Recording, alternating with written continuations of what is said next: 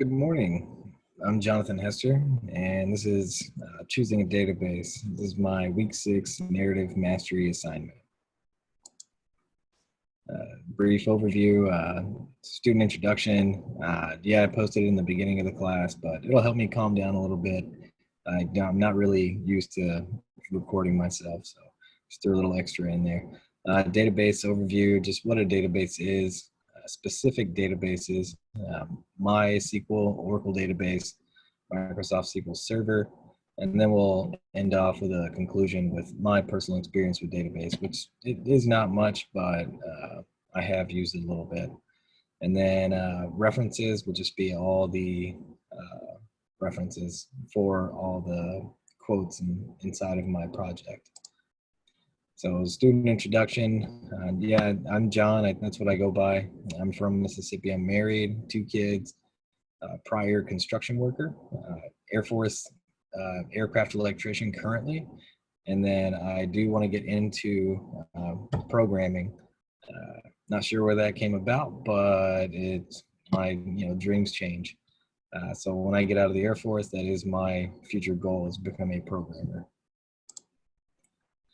Database overview, database management system, or simply a database system, or DBMS. There's multiple names it goes by. Is a program product for keeping computerized records about an enterprise, by O'Neill, 2014. In my opinion, a database is more like a filing system. It's similar. It can be in a table format, which most are in a relational database. Can be stored on web or local servers, depending on the vendor choice for the database. Not all databases, not all of them can be on a web or local server. It's very important to choose how you want to store your data prior to actually picking a database. For specific databases, MySQL is the first one I want to talk about. It's a very popular database. It's a relational database management system, open source and free. There's paid editions. They have some extra bells and whistles for big businesses, but still it's cheaper than all the other alternatives with the same amount of functionality. MySQL is considered one of the very fast database languages backed by a large number of benchmark tests. Based on everything I've researched, most say it is the fastest. There might be a few databases that actually match up to its speed, but it's extremely fast. And it was built to be fast. It's meant for large companies on budget. It is the most capable free DBMS for certain things such as speed. If there are multiple users writing to the database, creating a heavy workload, MySQL may not be the go-to for that purpose. So if it is a large company that has thousands of workers, it could be too overbearing for the server. So this is not where you want to be. It was built for speed, but it doesn't take like those type of workloads. And connecting to MySQL is going to be the same for the other topics as well. Just use JDBC, which is Java Database Connectivity. A lot of people call it a connector. And each one of the databases they have their own connector. So Oracle, MySQL, Microsoft SQL Server, they all share that same thing. Those vendors will actually produce a JDBC driver specific for that database. Oracle database. It's one of the oldest databases roots in the 1970s. Everyone's heard of Oracle as a very popular company. It's used in many large organizations, and the main competitor is Microsoft SQL Server. It is not a free database. The licensing costs are kind of ridiculous, but for large companies that are not on a budget, it's perfect for them. It has a lot more features than MySQL, which is a good database, but it doesn't have what Oracle has.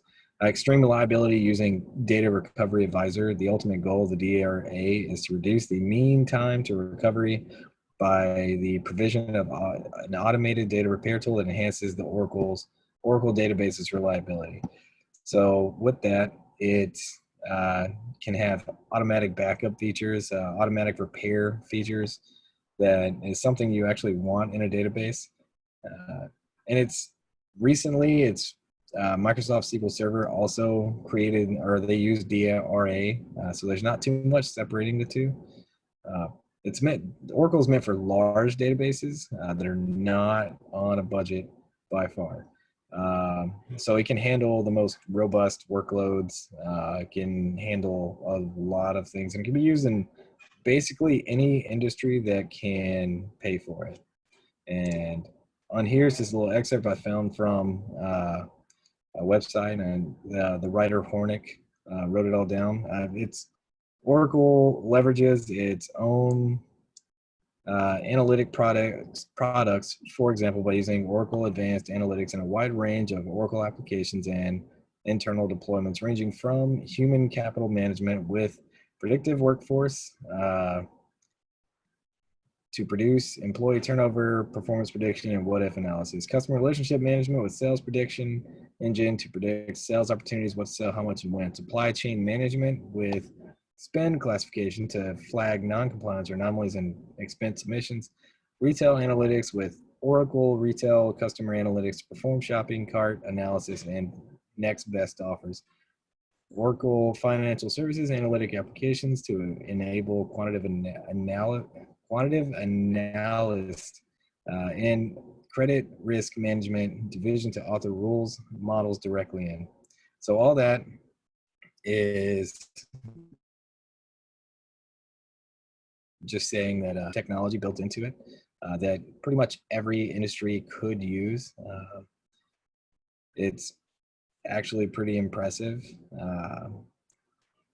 So for the analytic, if a company is looking for predictive, the ability to predict future values and future sales, then this is perfect.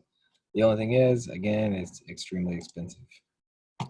Microsoft SQL Server, because compatibility is optimized when a database management system and an operating system are made by the same company, it's just easier to stick with Microsoft products all around. Yeah, so it's in the name, Microsoft SQL Server, and then you have Windows, which is a Microsoft product. Both are very popular.